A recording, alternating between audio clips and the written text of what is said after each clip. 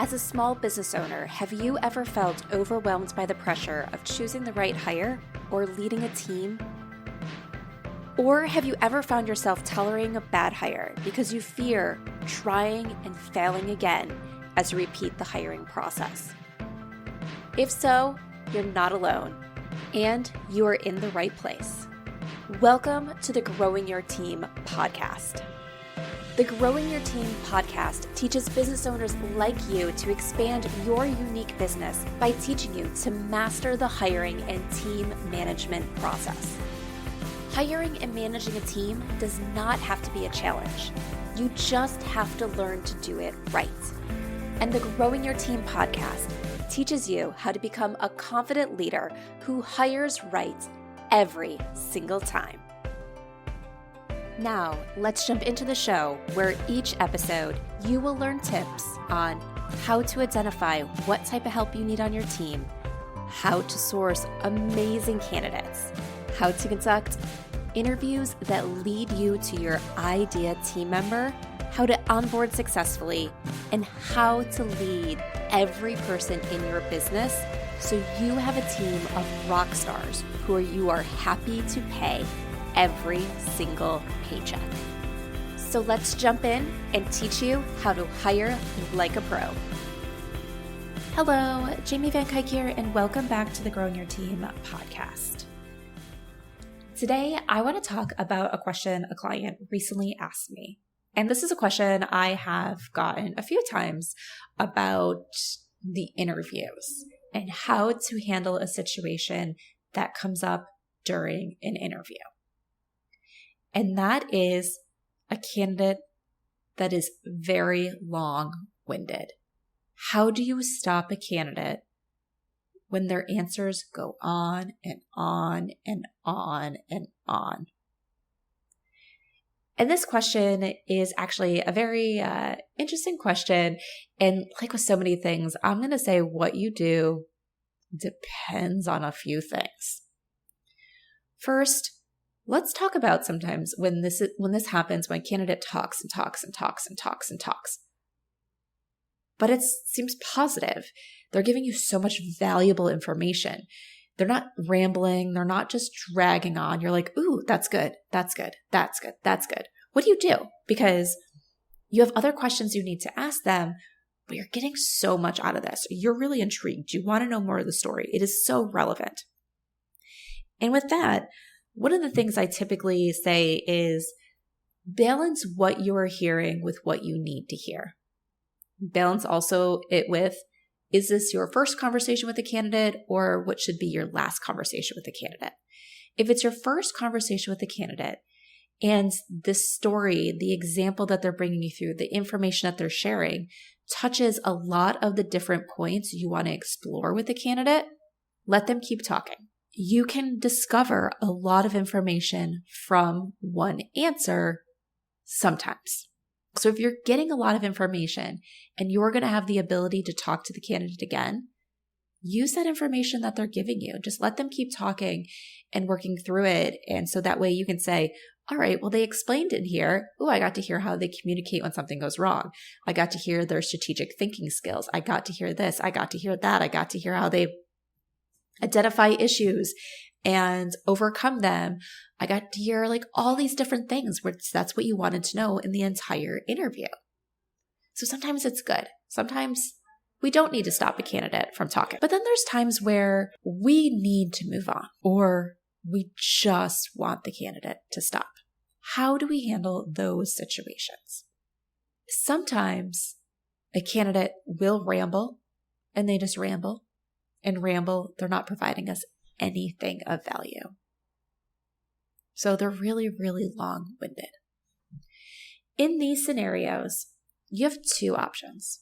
One, if a candidate is rambling and does it multiple times for multiple questions, and you've used the technique that I'm about to give you to keep redirecting them, there's times I'll just let them ramble. There's times I sit there and say, this candidate has clearly demonstrated that they're not the right fit because the information they're giving me, besides the fact that they're rambling, because some people ramble when they're nervous, they're just giving me information that shows that they are not right for this position.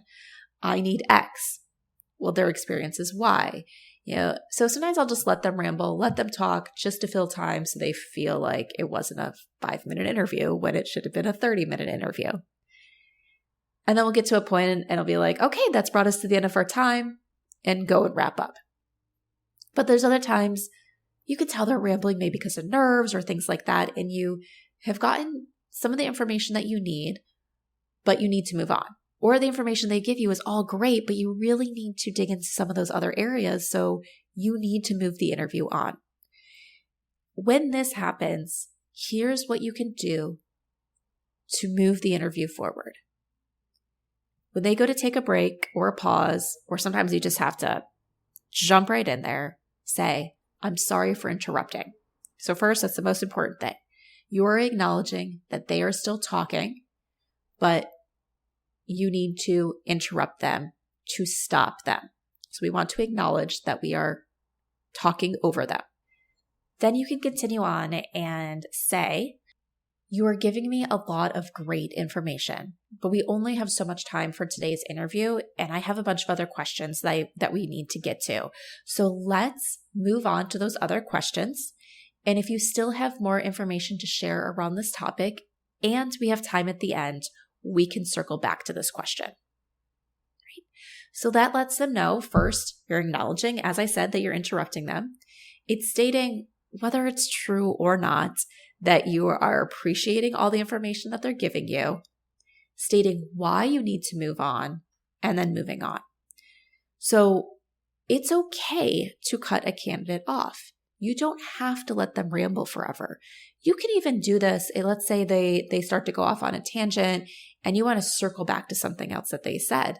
Let them know that, let's go back to what you said here, because this is information I'm really looking for. I want to dive more into this part of your experience and things like that. So it's okay to stop a candidate. It's okay to say, that's great.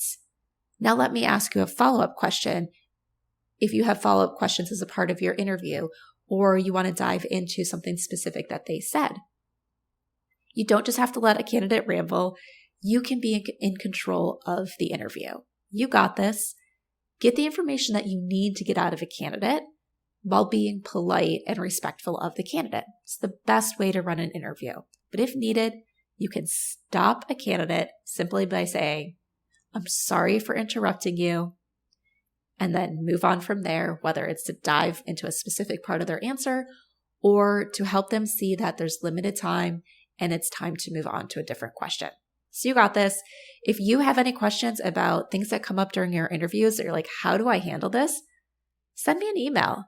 I would love to talk about it with you or on a future episode of the podcast. So send me an email at jamie@growingyourteam.com so we can help you overcome those challenges or those kind of curveballs that candidates throw out in the middle of an interview.